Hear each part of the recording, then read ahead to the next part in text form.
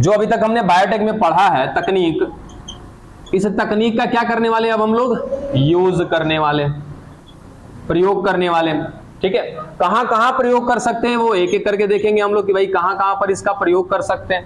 फिर कहां के बाद आएगा क्या, कैसे, फिर आएगा क्या, क्यों।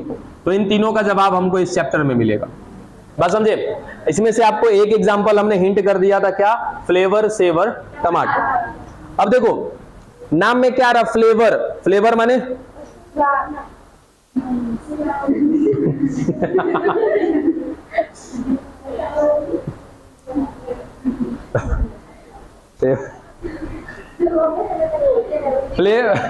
नहीं, फ्लेवर मीन्स क्या, उसका स्वाद है, एक वैरायटी है।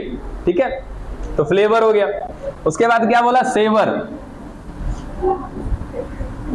फ्लेवर, अरे बस बस हो गया, हंसाओ नहीं हमें। Flavour saver tomato. ठीक है, अब फ्लेवर माने क्या हो गया बाबू, इसका स्वाद। ठीक है, अब ये सेवर हालांकि ऐसे ही लिखते हैं यहाँ पे, लेकिन एक्चुअल में सेवर के क्या आना चाहिए, ई आना चाहिए, लेकिन होता नहीं, ऐसे ही लिखा जाता है इसको, फ्लेवर सेवर। ठीक है, अब सेवर माने क्या होता है, सेव करना, स्टोर नहीं, बचाना, बरकरार रखना। ठीक है, और टोमेटो तो समझ ही रहे हो, टमाटर।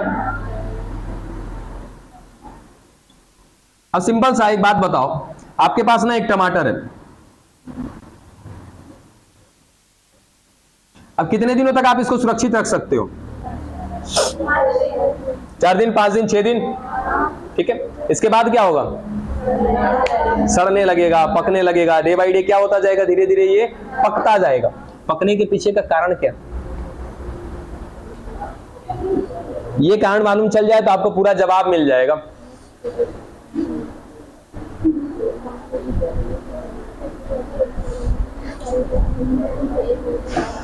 हम ही फटाफट आगे बढ़ाते हैं आप लोग को। देखिए ये जो टमाटर है ना, देखो ध्यान से फटाफट सुनो, ये वापस आए, हालांकि आपके सिलेबस में हटा भी दिया गया है, क्या फ्लेवर सेवर टमाटर नहीं है ना, चलो बस फटाफट इसको खत्म करते हैं यहीं पे। ये टमाटर की एक कोशिका हो गई। ठीक है, हालांकि ऐसी बहुत सारी कोशिकाएं होंगी। देखो ये हो गया टमाटर आपका। अब टमाटर में क्या बहुत सारी कोशिका से बनी हुई है ये, इसमें से केवल एक कोशिका को हमने बाहर निकाला है समझने के लिए।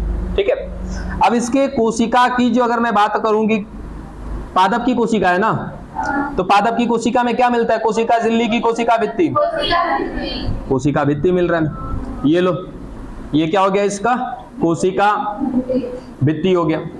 अब ये बताओ कि भित्ति ज्यादा मजबूत होती है कि झिल्ली, भित्ति ज्यादा मजबूत होती है। ठीक है, तो इसकी कोशिका भित्ति क्या होती है, दृढ़ होती है, मजबूत होती है। ठीक है, दृढ़ है यानी कि मजबूत है।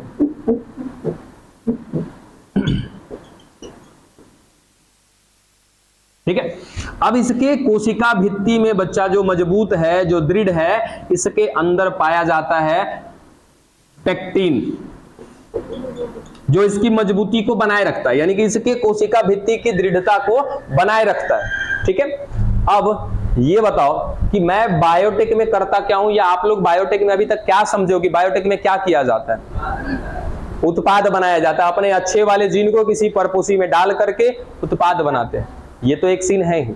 ठीक है, दूसरा एक सीन क्या है कि यदि किसी जीव में कोई खराब जीन मिल रहा है, जिस वजह से कोई गड़बड़ी हो, उसको हटाना भी बायोटेक का ही पार्ट है। बात समझ में आया। तो बायोटेक में 2 चीज करते हैं, या तो अच्छे जीन को स्थानांतरित करते हैं, या खराब जीन को हटा दिया जाता है, निष्कासित कर दिया जाता है, नष्ट कर दिया जाता है। ये दोनों का दोनों पार्ट किसका है, बायोटेक का ही है। हम यहाँ पे दूसरा पार्ट यूज करने वाले, कैसे यूज करते हैं, सुनना ध्यान से। क्या बोला कि टमाटर की कोशिका भित्ति में पाया जाता है पेक्टिन, और इस पेक्टिन की वजह से इसकी कोशिका भित्ति रहती है क्या, दृढ़, मजबूत, हार्ड। ठीक है, धीरे धीरे इसके अंदर जो ये पेक्टिन मिल रहा है, इस पेक्टिन का होने लगता है पाचन। बात समझे। और पाचन कराने के लिए आता है बच्चा एक एंजाइम, कोई जरूरी नहीं है। ठीक है, अब उस एंजाइम का नाम क्या है,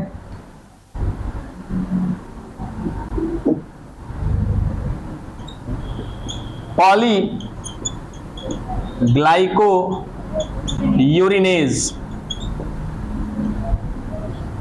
याद रखना, अगर याद रखो तो, हालांकि आपके सिलेबस में नहीं है। क्या बोला कि पॉलीग्लाइकोयूरिनेज एक ऐसा एंजाइम है जो इसकी कोशिका भित्ति में उपस्थित पेक्टिन का पाचन करता जाता है और धीरे धीरे धीरे धीरे आपका टमाटर क्या होता जाता है, लाल। हरा टमाटर धीरे धीरे क्या होने लगता है, लाल होने लगता है, उसकी कोशिका भित्ति ढीली होने लगती है, यानी कि टमाटर धीरे धीरे पकना चालू हो जाएगा। अब पकने के साथ साथ जब धीरे धीरे उसका पेक्टिन का पाचन होता जाएगा और होता जाएगा तो आपका टमाटर थोड़ा सा गीला हो जाएगा और कुछ दिनों के बाद और पिलपिला सा हो जाएगा, कुछ दिनों के बाद एकदम से खराब हो जाएगा। अब ये पॉलीग्लाइकोयूरिनेज क्या है बच्चा, एक एंजाइम है। अब एंजाइम किसने बनाया होगा,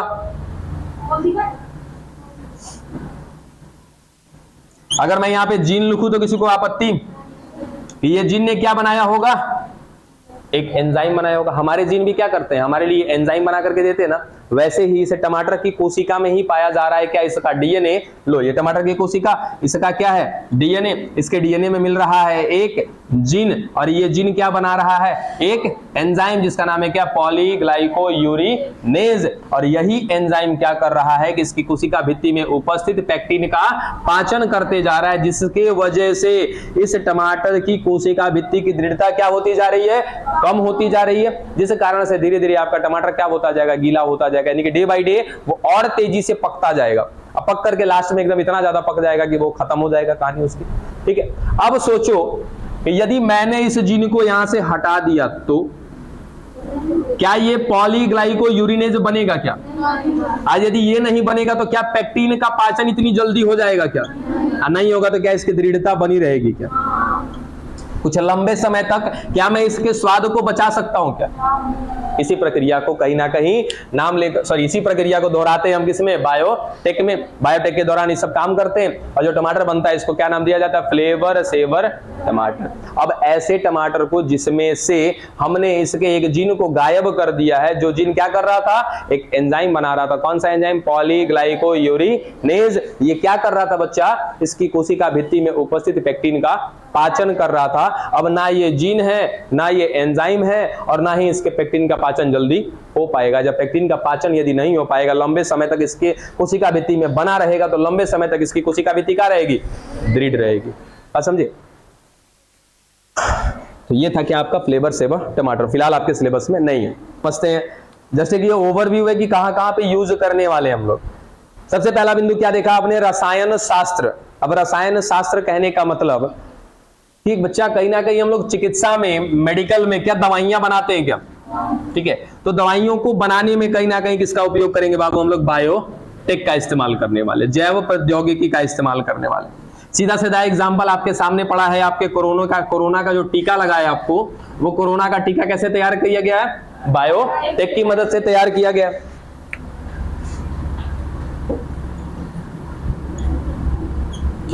तो दवाइयां बनाते हैं हम बायोटेक की मदद से। उसके बाद क्या है दूसरा आपका, निदान सूचक। निदान सूचक क्या है, उपचार नहीं, उपचार तो नहीं कह सकते, टेस्ट कह सकते हो आप। जो भी हम टेस्ट लेते हैं किसी भी रोग के प्रति, ठीक है, जैसे आप वाइडल टेस्ट लेते हो या विडल टेस्ट कहते हो, ठीक है, किसमें लेते हैं विडल टेस्ट, टाइफाइड के लिए, कि हमें टाइफाइड हुआ है कि नहीं हुआ, उसके लिए एक किट आती है, उस किट में हम क्या करते हैं, जांच करते हैं, तो पता चल जाता है कि हम पॉजिटिव हैं या नेगेटिव। तो जो जांच करने के लिए जो युक्तियां बनाई गई हैं, जो मशीनें बनाई गई हैं, अब एक तरह से मशीन तो है नहीं, लेकिन मशीन किसको कह सकते हैं कि हर वो चीज, हर वो इंस्ट्रूमेंट जो हमारे काम को आसान करे, वो क्या है, मशीन है, दैट इज कॉल्ड मशीन। ठीक है, तो वो क्या, एक ऐसी युक्ति जिससे हमें क्या प्राप्त हो बच्चा, सूचना प्राप्त हो। ठीक है, उसी सूचना प्राप्त करने वाली युक्तियों को भी कैसे प्राप्त किया जाता है बाबू, बायोटेक की मदद से। नेक्स्ट पॉइंट था क्या आपके, कृषि में आनुवांशिक रूपांतरित फसलें। अब आनुवांशिक रूपांतरित फसलें हम यहां पर पढ़ेंगे, जैसे आपका बीटी कपास, बीटी कॉटन, बात करेंगे इस पर कि बीटी कॉटन क्या होता है, यानी कि कुछ ऐसी फसलें बनाएंगे हम, सुनना ध्यान से। ग्रीन रिवॉल्यूशन समझते हो, हरित क्रांति है ना। हरित क्रांति का मतलब क्या था कि भाई पादपों की इतनी ज्यादा उत्पादकता बढ़ानी है, इतनी ज्यादा कि जितनी हमारी खपत है उससे ज्यादा हम उत्पादन कर पाए। ठीक है, तो ज्यादा से ज्यादा उत्पादन करना क्या कहलाता है, ग्रीन रिवॉल्यूशन कहलाता है, हरित क्रांति कहलाती है। लेकिन जब हरित क्रांति हुआ ना, अच्छा हरित क्रांति के जनक कौन है, नॉर्मन बोरलॉग, ठीक है, वर्ल्ड लेवल पे। और यदि इंडिया में बात करें तो बिल्कुल स्वामीनाथन साहब है हमारे।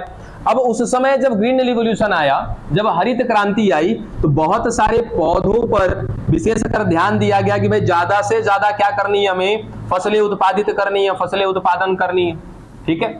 लेकिन उस समय एक गलती की गई थी, केमिकल का यूज किया गया था, यानी कि सीधा सीधा रसायनों का यूज किया गया था,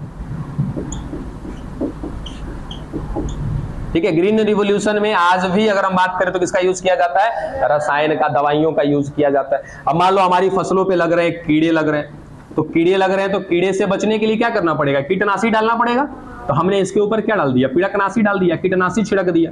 चलो हमारी फसलें तो अच्छी हो गई, हमारी फसलों की उत्पादकता बहुत अच्छी हो गई, है ना, प्रोडक्ट हमको बहुत ज्यादा मिल गया। हमें तो यही चाहिए कि भाई ज्यादा से ज्यादा प्रोडक्ट बनाना है हमें। अगर गेहूं का फसल है तो ज्यादा से ज्यादा क्या प्राप्त करना है, हमें गेहूं प्राप्त करना है। अब उसमें अगर कीड़े लग रहे हैं तो कीड़े मारने की दवाइयां हमने डाल दी, चलो ठीक है, उत्पादकता बढ़ गई, ग्रीन रिवॉल्यूशन हो गया, हरित क्रांति हो गई, चलो काम खत्म। लेकिन अब सोचो कि ये जो रसायन हमने छिड़का है, ठीक है, क्या इस पौधे से प्राप्त उत्पाद का सेवन हम करते हैं क्या, खाते हैं क्या, वो रसायन उस पर लगे हो सकते हैं क्या, ठीक है, वो रसायन हम तक पहुंचेंगे, वो रसायन हमारे लिए क्या होंगे बाबू, हानिकारक होंगे।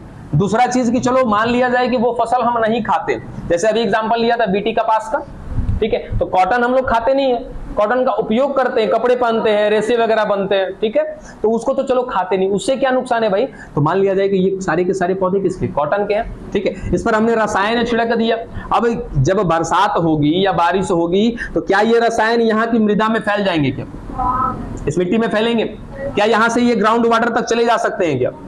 ग्राउंड वाटर यानी कि उस लेवल की बात करते हैं जहां से पानी निकालकर हम लोग पीते हैं, ठीक है, क्या वो वहां तक सिप करके जा सकते हैं, आसानी से जा सकते हैं। क्या यहाँ पर मिलने वाली मिट्टी की उपजाऊ क्षमता को कम कर सकते हैं क्या ये रसायन, बिल्कुल बाबू। रसायन का यदि प्रयोग खेती में किया जा रहा है ना, तो उस समय उत्पादकता तो बढ़ाई जा सकती है, उस पौधे को तो बचाया जा सकता है, लेकिन वो रसायन उस मृदा में जा रहा है तो मृदा में रसायन के जाने से उस मृदा की उर्वरक क्षमता क्या होती है, कम होती है, फर्टिलाइजिंग कैपेसिटी कम होती है उसकी। साथ ही साथ हमारे मृदा में पाए जाते हैं सूक्ष्म जीव, है ना, और वो सूक्ष्म जीव क्या करते हैं, इस पौधे की उपजाऊ क्षमता को बढ़ाते हैं, इस मृदा की उपजाऊ क्षमता को बढ़ाते हैं। अब वो सूक्ष्म जीव भी क्या हो जाएंगे, मर जाएंगे धीरे धीरे। तो क्या हमारा नुकसान है कि नहीं।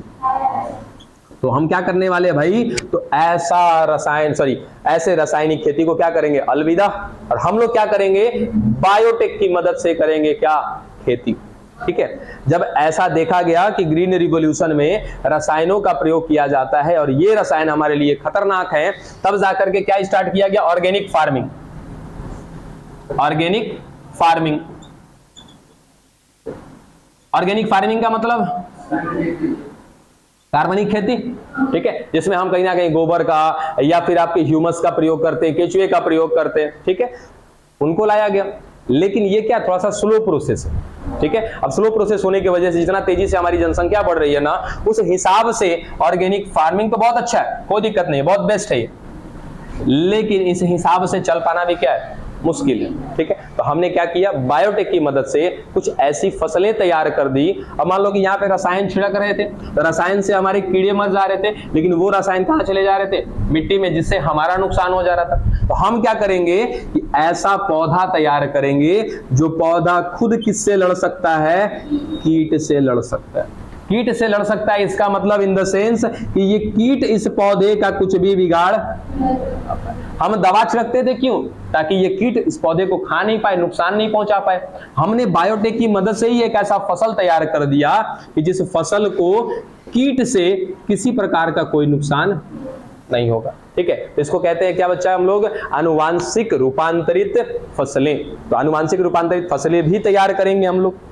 उसके बाद अगला क्या है आपका, संसाधित खाद्य पदार्थ। इसका मतलब होता है स्टोरेज फूड, जो खाना हम लोग प्रिजर्व करके रखते हैं, जैसे चिप्स कुरकुरे वगैरह देखते हो, क्या बहुत लंबे समय तक बचा के रखा जाता है क्या, ठीक है। तो जो खाना हम लंबे समय तक संचित करके रखते हैं, जैसे अभी फिलहाल आपने देखा है क्या, फ्लेवर सेवर टमाटर, ठीक है। यदि लंबे समय तक हमको बचा के रखना है उस भोज्य पदार्थ को, तो क्या मैं बायोटेक का इस्तेमाल कर सकता हूं क्या। तो बायोटेक के इस्तेमाल से हम वैसे पादप तैयार कर सकते हैं जिनके भोज्य पदार्थ को क्या करना पड़ता है, लंबे समय तक बचा कर रखना पड़ता है। जैव सुधार, अब जैव सुधार का एक एग्जाम्पल है हमारे पास, स्यूडोमोनास समझते हो, स्यूडोमोनास नहीं जानते हो, कोई बात नहीं, देखो